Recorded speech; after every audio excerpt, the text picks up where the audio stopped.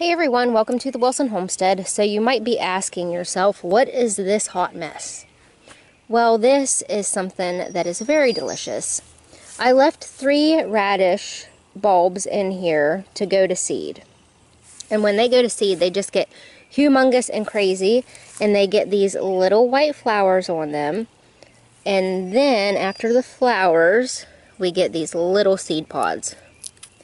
And these seed pods are really delicious. So even if it's too hot to grow radishes where you are, you can always just let them bolt and you can have these pods. And I actually prefer these pods to radishes. These kind of taste like a green bean and a radish had a baby. They're really good raw, like you can sprinkle them on your salad. I just like to dip them in ranch and eat them that way, or just snack on them while I'm out here in the garden. But I'm going to pull a bunch of these today so I have some snacks for the week. And after I get done pulling all of these pods off of here, I'm going to take you into the vegetable garden and show you what's going on down there. Okay, let's head to the garden.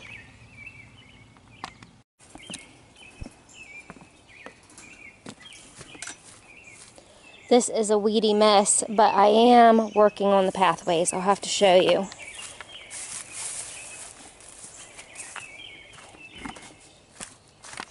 The beds aren't too bad. I've been trying to keep up with the weeds inside of the beds, but the walkways are just a mess.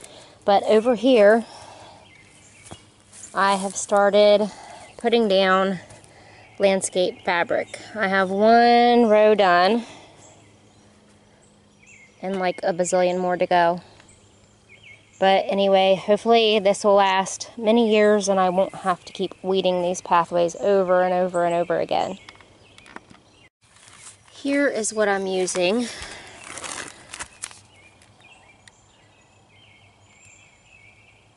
This is from Lowe's.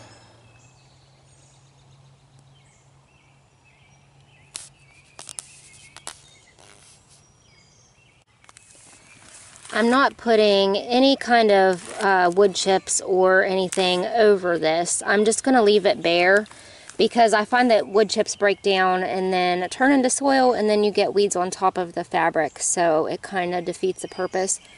So what I'm going to do is just leave it bare, and I'm sure, like this says 30-year guarantee, but I'm sure that it will not last that long.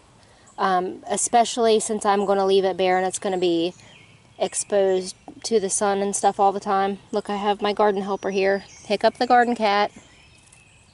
Hey buddy. What you doing? Eating some grass?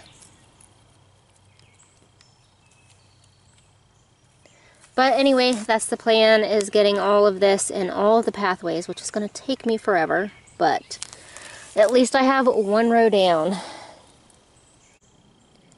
The garlic is done now. I need to pull it. I'm probably going to wait until tomorrow to pull this because I have to bring a shovel out to dig it. You don't want to just pull it out of the ground because you might damage the bulb. So it's always best to get a shovel in there and, you know, dig it out easily instead of just yanking on the thing. This bed right here, I have green beans in it, but nothing ever does well in this bed for some reason. I mean, these don't look too bad, but if you compare them to these, which were planted at the same exact time, you know, there's something going on. But these look great. And we've got blooms going on in here. Let me see if I can find out what variety this is. I should have it labeled up here in front. Blue Lake.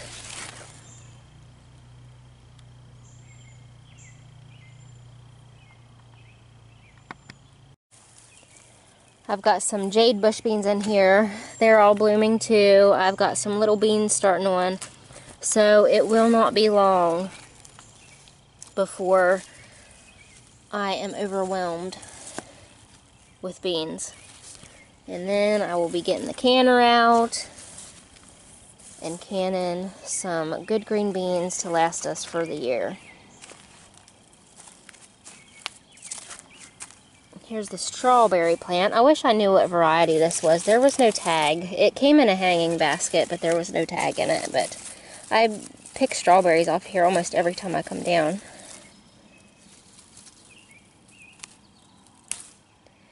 All kinds of garden snacks. These never make it to the house.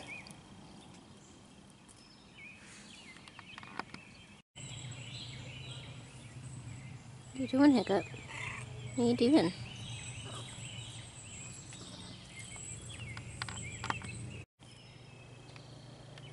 Most of the tomatoes are doing pretty well. I have discovered, though, that I probably messed up some of my tags and labels because, okay, here's a hillbilly tomato.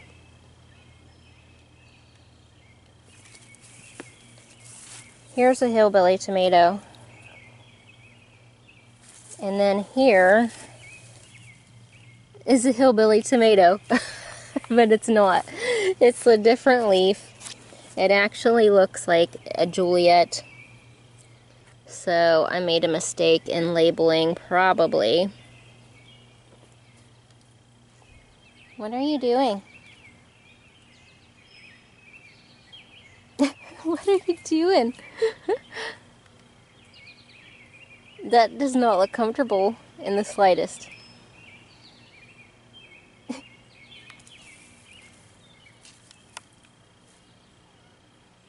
You're crazy.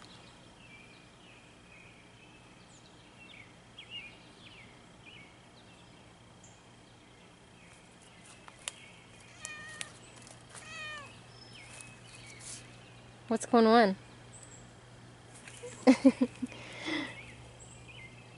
Alright, see you later. Okay, I have 3 Amish paste tomatoes right here, and they have by far been the sickest plants that I have in my garden this year. You can see that it started on this one. So this one is mostly bare because I cut all of the diseased leaves off of there. These 2 aren't quite as bad, but I'm just like, I don't know if I'll grow this again if it's that sickly. I do have some pretty good fruit going right here.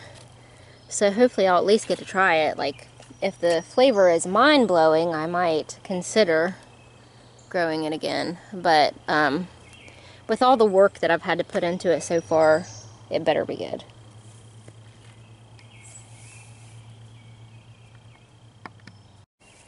Muncher cucumbers are doing good. So are the Bait Alpha. I've got munchers to right here, and then the rest are Bait Alpha. But they're basically the same exact cucumber. But look, a whole bunch of little cucumbers. In a few days, I should be eating cucumbers. They're all over in here.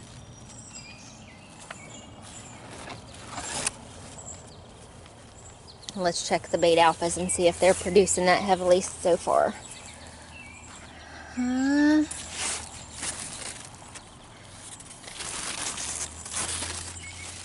Well, that's interesting. I don't see a whole lot. Oh, there's a baby. Okay, so Muncher produces faster. See, there's a Muncher. And these just really haven't taken off yet. So that's something to consider. Let's just put our face in the dill. It smells so good. Usually I get swallowtail caterpillars on my dill, and I haven't seen any yet this year. Ford Hook zucchini is getting big, but still no zucchini yet. I don't even think that I see any female flowers. Let's see here. Oh yeah, I do. It won't be long. Look at there. See, this is a female flower. You can tell because it has a little fruit at the base of the flower. And then the male flower just has a long stem and a flower. But it needs both parts. Like the male flower pollinates the female flower. And then if it doesn't get pollinated, this fruit will just fall off. It won't do anything. But if it does get pollinated, that's when the fruit grows, and then you pick it and get to enjoy it. Let's check these other ones out. Oh, there's a little female right there. And all these males. And here's a female one here. And so we've got at least one on each plant. That's a plus. This is something cool that I wanted to show you. These are red swan bush beans. I've never grown these before.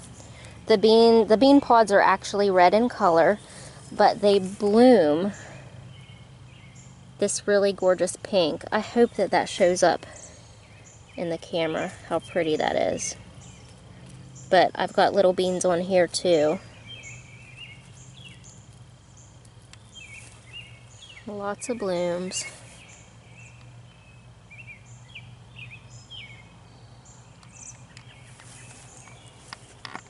I have discovered that the pencil pod beans also bloom pink.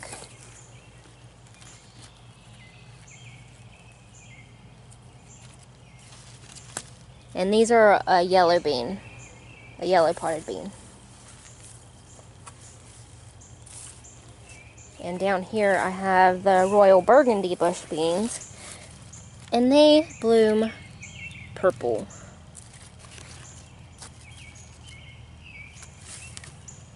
Even the stems are purple. And the pods will be purple. So I will have a really colorful bean basket this year, and that makes me happy. Now, these sunset runner beans, they've been having a hard time, but they're starting to pick up now and put out runners. But I feel like they're going to be really pretty. Look at the blooms on these. I know it's probably not showing up very well, but it's like a salmon color.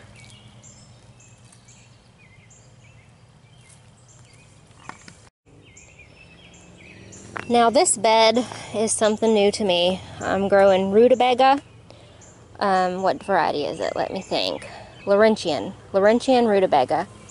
And it's really just not doing what I thought it would. Like these big ones aren't even really bulbing up. It just looks like a stem.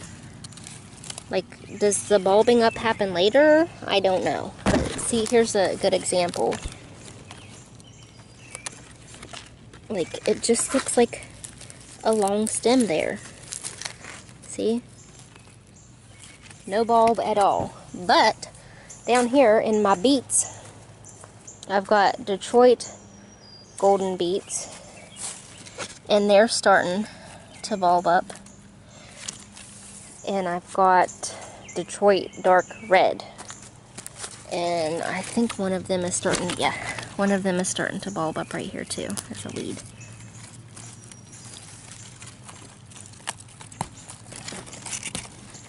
See there? And there's another golden one right here. And I'm not even really sure. I'm going to have to do some research. I've never grown beets before, so I don't know what size I'm supposed to pick them at. We'll see what happens.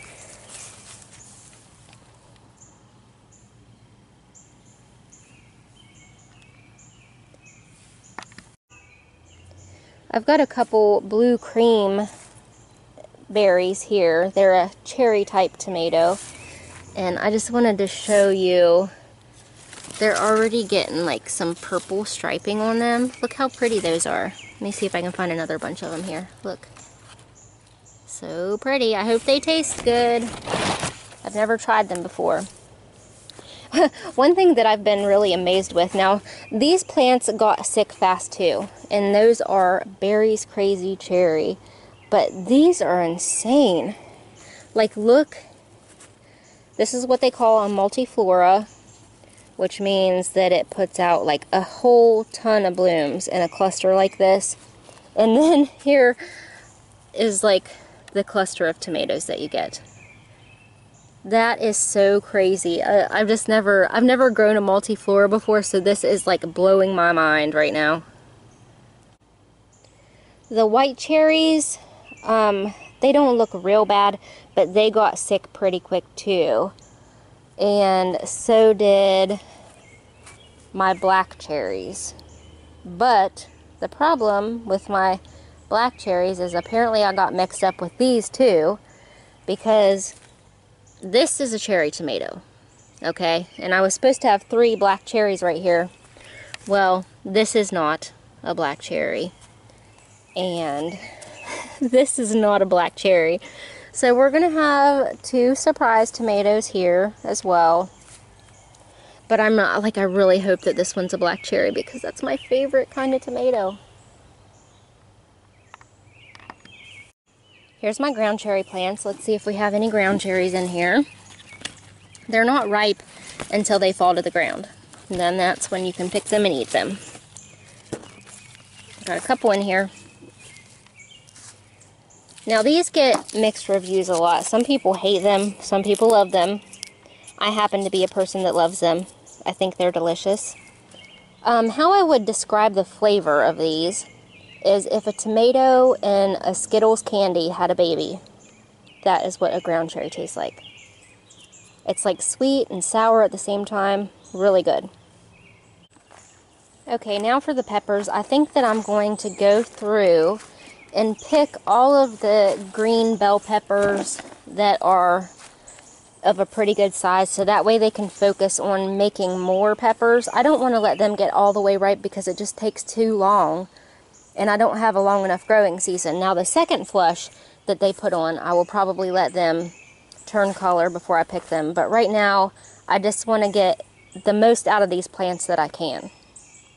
So we'll go ahead and pick some of the more substantial ones, so that way the plants can put energy into putting on a new flush of blooms and a new flush of fruit.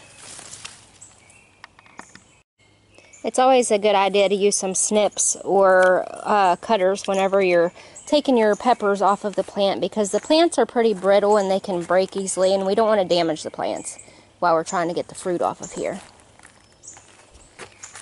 Hopefully I can try to do this one-handed while holding the camera.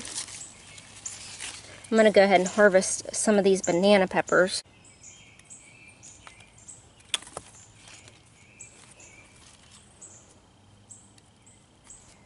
Here we have a King of the North bell pepper. I think I'm going to go ahead and harvest this one.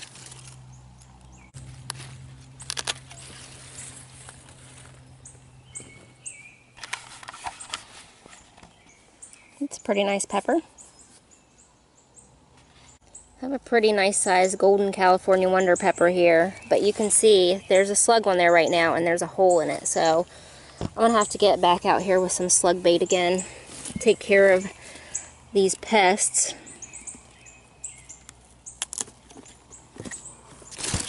Oh, where'd you go? You rolled away. Come here.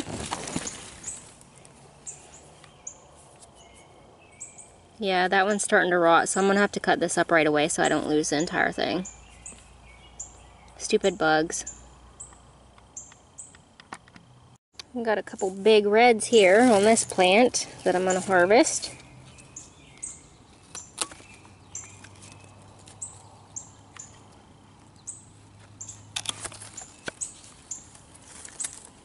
Nice. And those look pretty good. Now these would probably get a lot bigger, but like I said, I want to give these plants a chance to rebound so I can get more fruit off of them before the frost comes.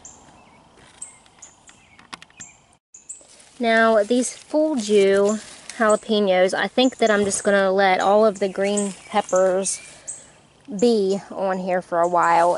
It doesn't matter if some of them turn red. I just want to get enough peppers on these plants to where I can pick them one time and be able to do a batch of cowboy candy.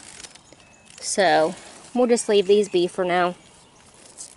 I've already picked and eaten a couple of them just because I thought they were cool, and I couldn't get over that they didn't have any heat, and they have a really good flavor too. but it won't matter. Like, see, I've got some mature fruits here on the bottom, and they'll start turning red pretty soon, but hopefully by the time that they're ripe, I'll have a lot more green ones on these plants, and we can just mix them all together and slice them and do some cowboy candy. These are my Hungarian paprika peppers. The variety is Fehir Ozon, and they're doing okay. So far, so good.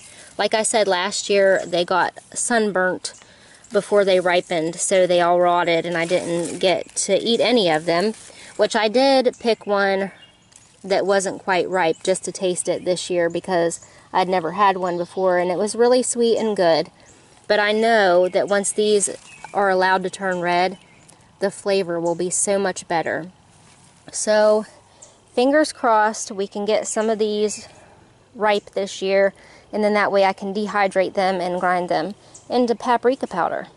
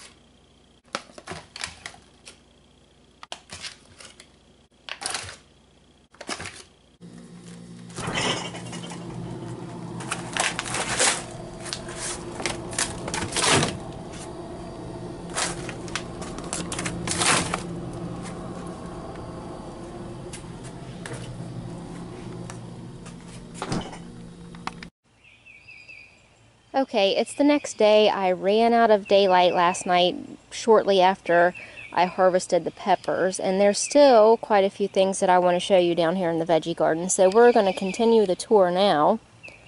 One thing that I wanted to show you is look how big these sunflowers are getting. These are mammoth sunflowers, and I told you that I was going to thin them out to just one, but I left two of them there. Hopefully it doesn't get too wild. And over here I have a couple too. I think that'll be so pretty. I can't wait for those to bloom. I've never grown sunflowers in my garden before. I don't know why. I just never have. But this is kind of the first year that I've been incorporating some flowers in here.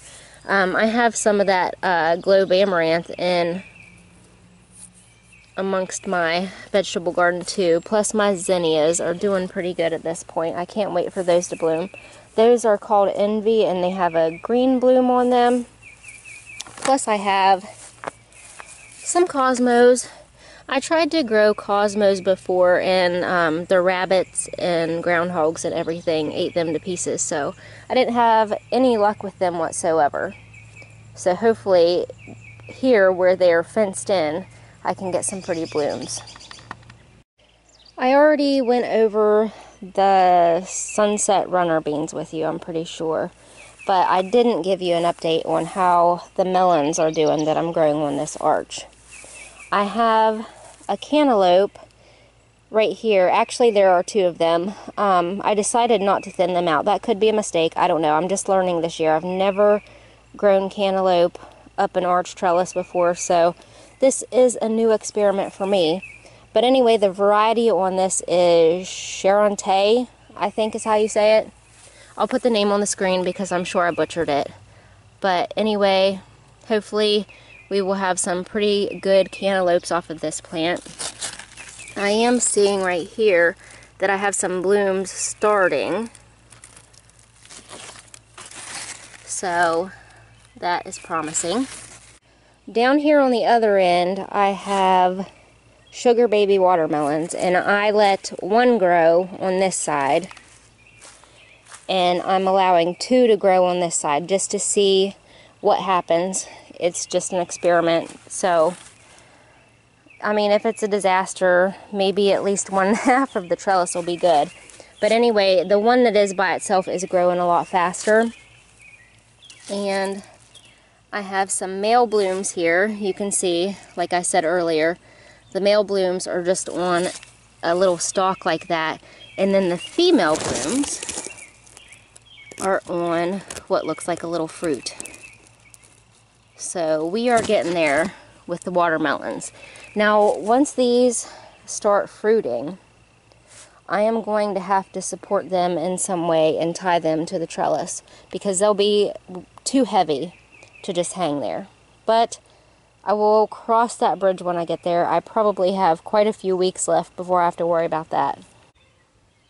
I spy with my little eye something fuchsia that isn't supposed to be here. Do you guys remember these from last year? These are climbing petunias, which ended up in this bed last year because I dumped some pots out down here full of soil that had these growing in them, and the seeds were spread everywhere in this bed, and it was so beautiful last year that is why I decided to incorporate flowers in my garden this year on purpose. I just noticed right here in this bed, these red swan bush beans are starting to put off beans. I'm going to be able to pick beans in a couple days. Look at this. Look how pretty that is. I love it. I'm going to have to grow these forever.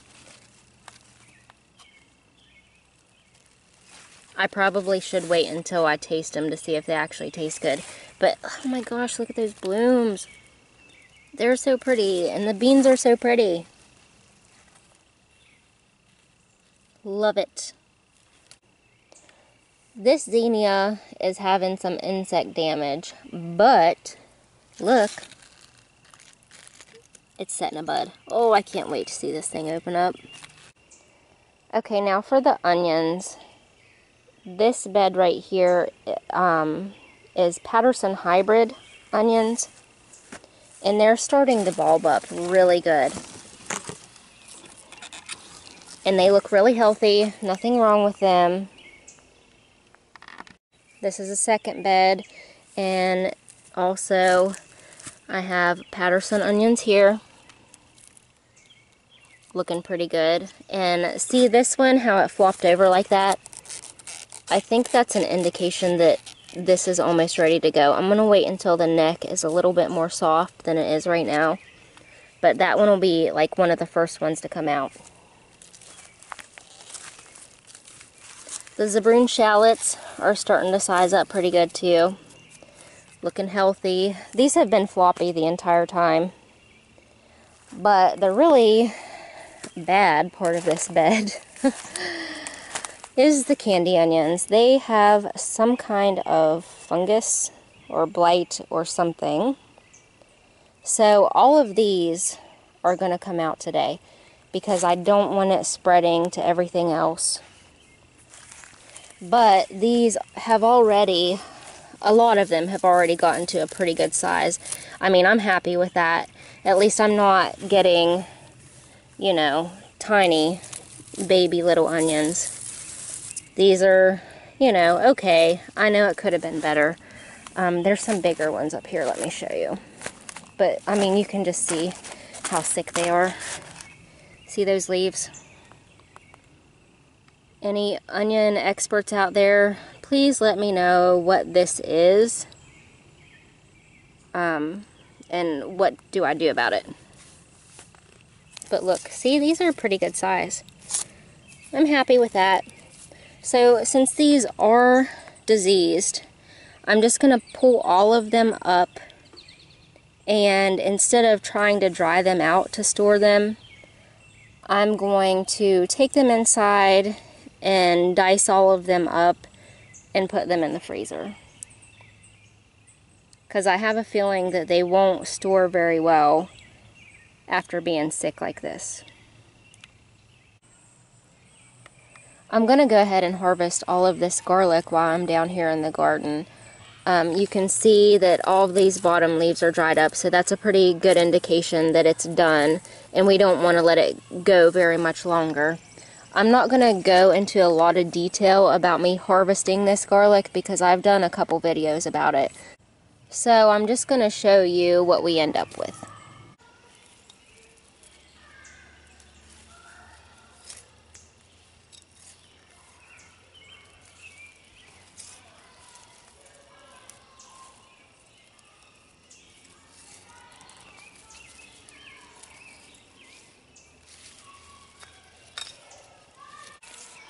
Well, I have to say that was probably the most disappointing garlic harvest I've ever had.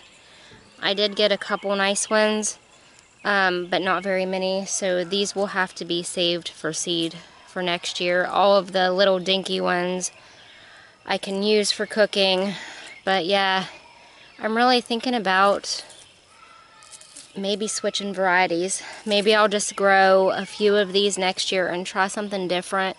I've been saving this garlic for so many years and replanting it that it's like I really don't want to not grow it at all. So I'm thinking that I'll probably maybe grow half and half next year. I'll grow half of this and then try something else different and see if it gets any bigger. We'll see. Here's the whole harvest.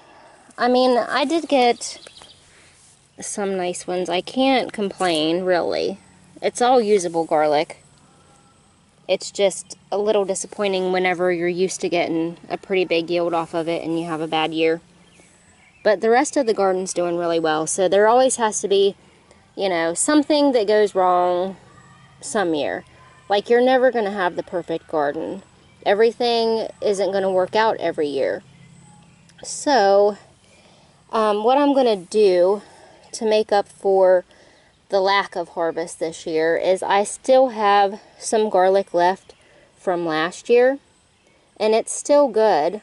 So what I'm going to do is I'm going to slice up the rest that I have, put it in the dehydrator, and that way I have some kind of garlic to sustain us, you know, if this doesn't last for an entire year. Because like I said, these big ones will have to be saved for seed. Okay, candy onions, let's get you out of this bed. I wish you could have gotten bigger, but hey, we're going to take what we can get before it gets ruined.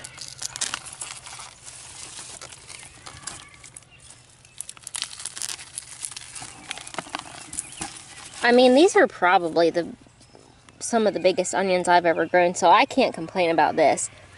Even though, you know, they could have gotten a little bit bigger. I can't complain. Which there are some really tiny ones, but still, that's an onion that can be diced up and used.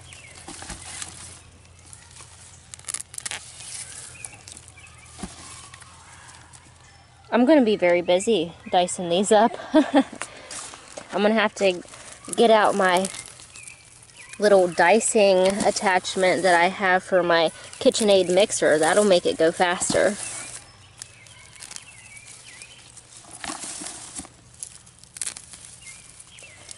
I apologize if you can hear a lot of noise in the background. I have some neighbors that are pretty close by, and they have a swimming pool, so In the summer, it's always noisy here.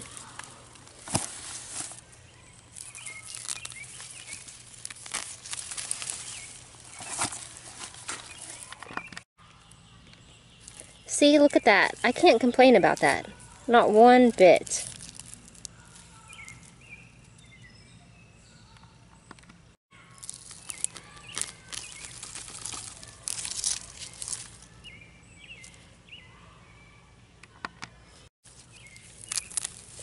Now the tops off of these I will not be putting into the compost pile since they have a fungal disease or whatever is going on with them.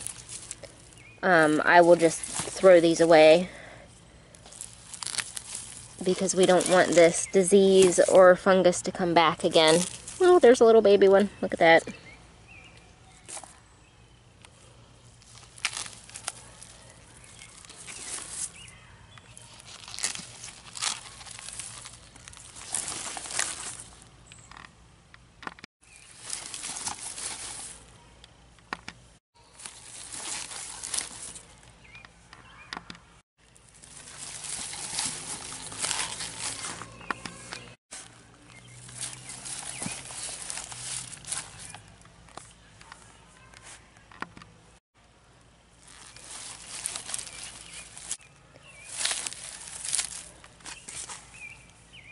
I think I'm gonna need another container. I've got this much done and then down to here to go. So I think I'm gonna need something else to put these in. Okay, I found me a nursery pot, so let's see if this will hold everything else.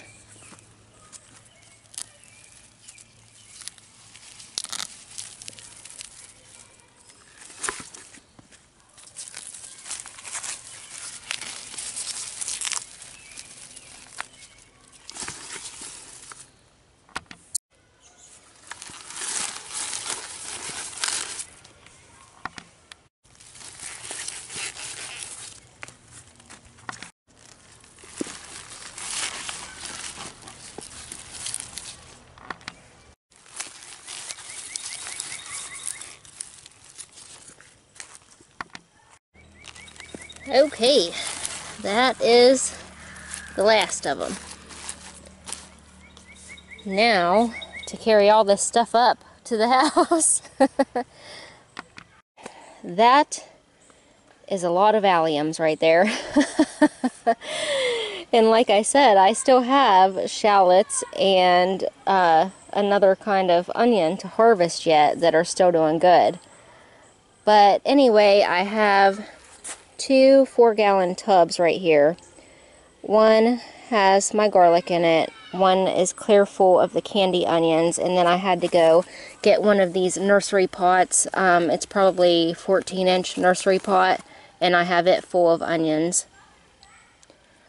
I can't complain about this harvest. I mean, I know these aren't huge, and I know that people probably grow onions 3 times the size of this.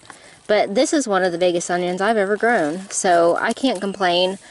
Even though with this fungus or whatever they have, I won't be able to dry and store them. I'm just going to dice them up and put them in the freezer. But imagine how many meals this is going to get us through for the coming year. And even though my garlic didn't perform like I thought it would, at least I have something. So, count your blessings. By the pound. It's a stinky garden down here tonight. It smells like mostly like garlic. But I'm thankful for everything that I get out of this garden. I'm thankful.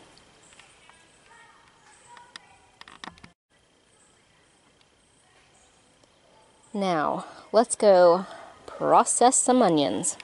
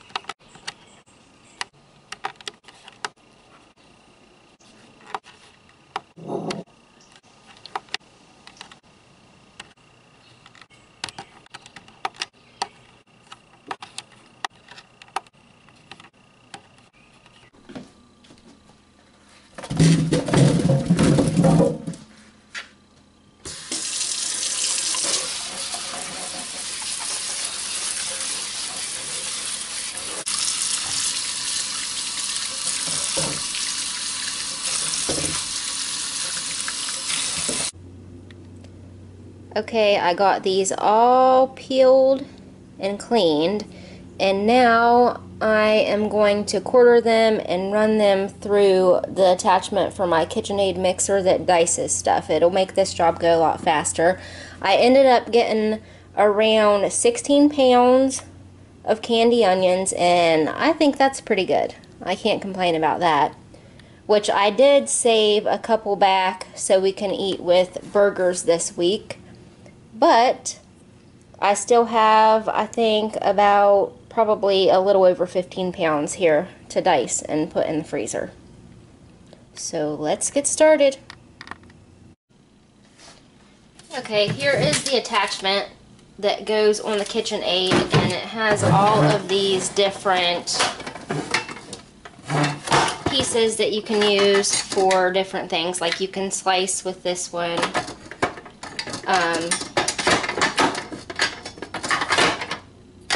You can shred with this one. And this one has one of those jagged edges where you can like julienne, I guess, with this one. I don't know. I have never used any of them except for the dicing part. And this goes inside of this piece. That's the first thing that goes in.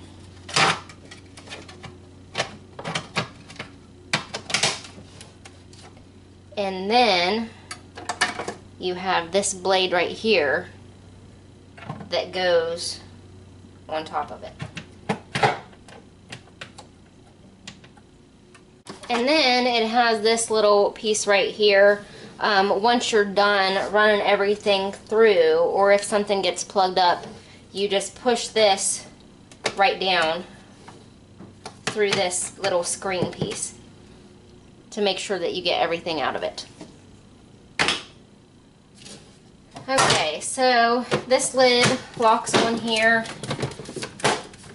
and then we have to put this onto the mixer.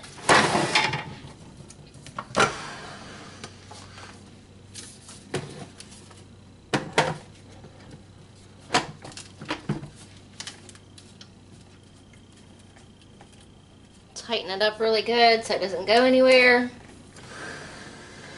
And then we need to get a big bowl to set under here because everything comes out right here.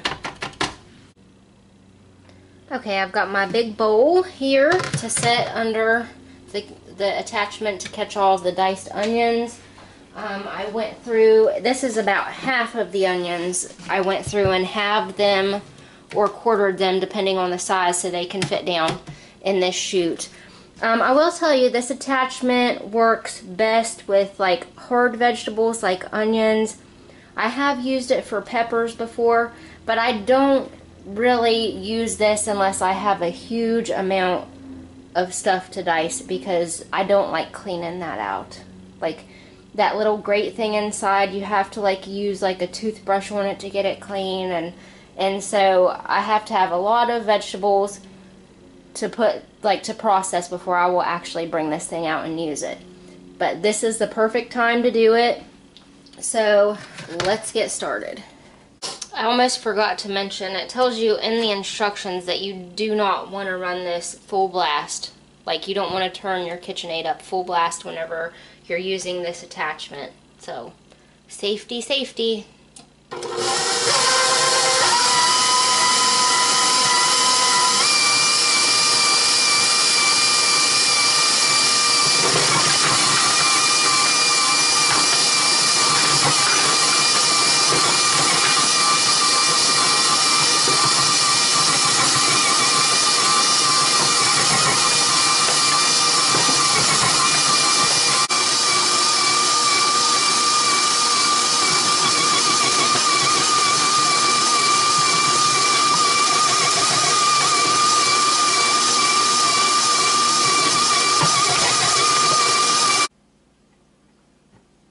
Okay, I've got about half of them done. I'm going to continue on with the rest of them. And Lord have mercy, my eyes are watering. Okay, I got all of these onions diced up. and I got this humongous bowl, and part of this bowl. So we'll see how many cups that gets us of onions. I do them the exact same way that I do my bell peppers and sweet peppers. I dice them up, I measure them out into 1 cup increments. I put them in food saver bags, and then I seal them and put them in the freezer. And then that way, whenever I'm making a recipe throughout the year, I can just grab 1 or 2 cups, whatever I need, and I just dump them straight into the pan without thawing them. Like, I put my oil in, grab a bag of peppers out of the freezer, a bag of onions, put the frozen ones in the oil, and it just saves a lot of time.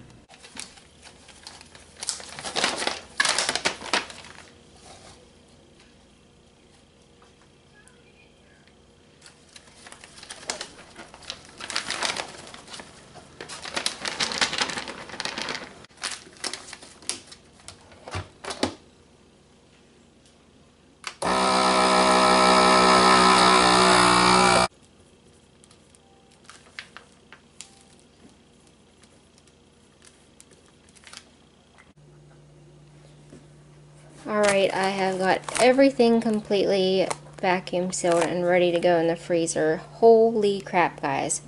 47 cups of onions portioned out in these bags, ready to go in the freezer. I couldn't be more happy. I am tired though, and I'm going to wrap it up here, so I hope you enjoyed it, and I hope to see you next time here on the Wilson Homestead. Bye, guys.